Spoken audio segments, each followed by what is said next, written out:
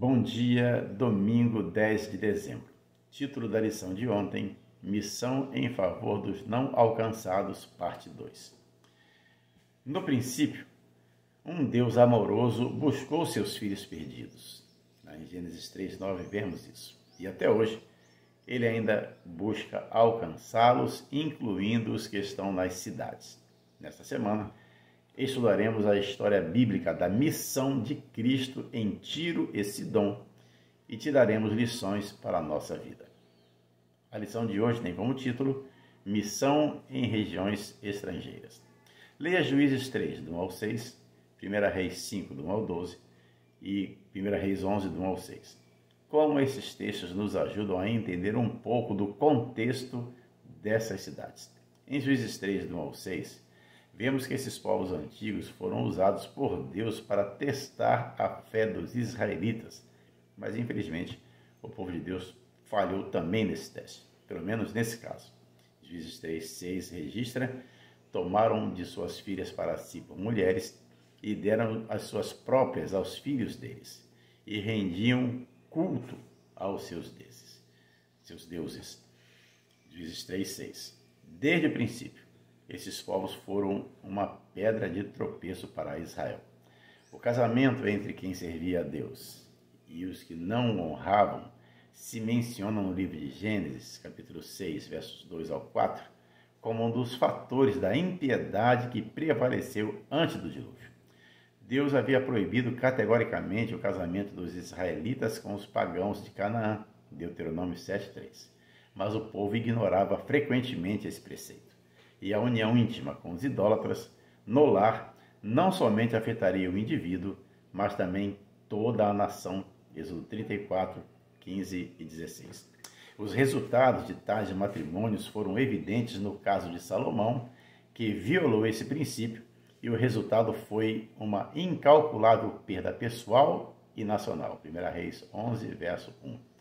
Não pode haver felicidade nem segurança nas alianças feitas com os que não amam nem servem a Deus. 1 Coríntios 6, 14 ao 17. As trágicas experiências de Esaú, Gênesis 26, 34 e 35. A de Sansão, Juízes 14, verso 1. E a do próprio Salomão são testemunhos eloquentes em favor da admoestação divina de manter-se separado dos incrédulos. E o perigo de que se repitam os mesmos resultados trágicos ainda existem hoje. Muito frequentemente, o matrimônio de um crente com um cônjuge incrédulo corrompe a fé do crente. Dificilmente poderia ocorrer de outra maneira. Agora, convém destacar uma observação, julgo muito importante, para o tema de hoje, é que Deus sempre desejou ter um relacionamento de aliança com todas as sociedades humanas. Ele estava interessado não apenas em salvar os israelitas, mas por meio de Abraão, queria que sua graça redentiva fosse estendida a todas as nações. Gênesis 12, do 1 ao 3. O chamado de Abraão para ser uma bênção para todas as nações indica claramente que a inclusão dessas nações no plano redentivo de Deus não foi uma ideia posterior. Em outras palavras, o desejo de Deus de que os gentios, as nações do mundo, experimentassem a salvação não era um plano B. Séculos depois, após o chamado de Abraão, o Senhor estendeu o mesmo chamado aos seus descendentes biológicos, Israel, para que fossem uma nação de sacerdotes para todas as nações. Êxodo 19, verso 6.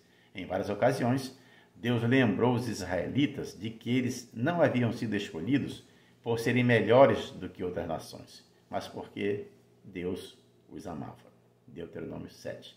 Israel foi escolhido para ser o veículo por meio do qual outras nações viriam a conhecer e a adorar a esse Deus. Esse povo deveria ser uma luz para o restante das nações. Finalizando, há muitos desafios para o missionário adventista nas cidades, entre os quais estão questões ambientais e de saúde.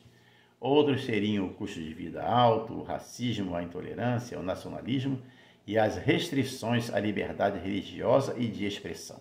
No entanto, apesar desses obstáculos, temos que trabalhar pelas cidades. Tenha um ótimo dia. Fique na paz de Jesus.